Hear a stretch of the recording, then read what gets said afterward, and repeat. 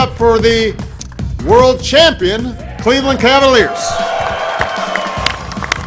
That right there is music to our ears. We just can't hear it enough. World champion Cavaliers. That sure was a big day for our Cavs. Minutes ago, the team and our city honored by President Obama for winning the NBA title.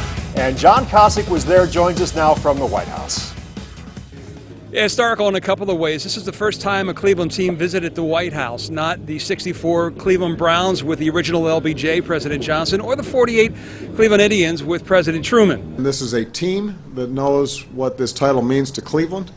This is a city that's, throughout sports history, been through a lot. The fumble, the drive, Jordan over Elo, a whole lot more.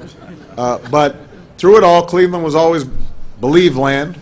The ceremony held today on the south lawn of the White House. President Obama taking advantage of one of his favorite perks of being commander-in-chief, welcoming the nation's championship sports teams. Yes, but mainly welcoming the champions of his favorite sport, basketball. The president extending the invitation immediately after the Cavaliers' June 19th championship win in the hopes of welcoming them before he'd left the office. Well, the Cavs, of course, making their first trip to the White House on the day Donald Trump and his wife Melania made their first trip to the White House. Donald Trump, of course, a former sports team owner with the New Jersey Generals, tried to buy the Buffalo Bills 2 years ago. The job of welcoming these sports teams will now be his. At the White House, John Kosich for the Now Cleveland.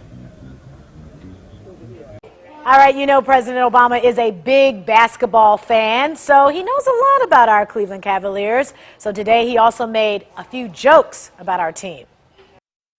I also, before I go any further, want to give a special thanks to J.R. Smith's shirt for showing up.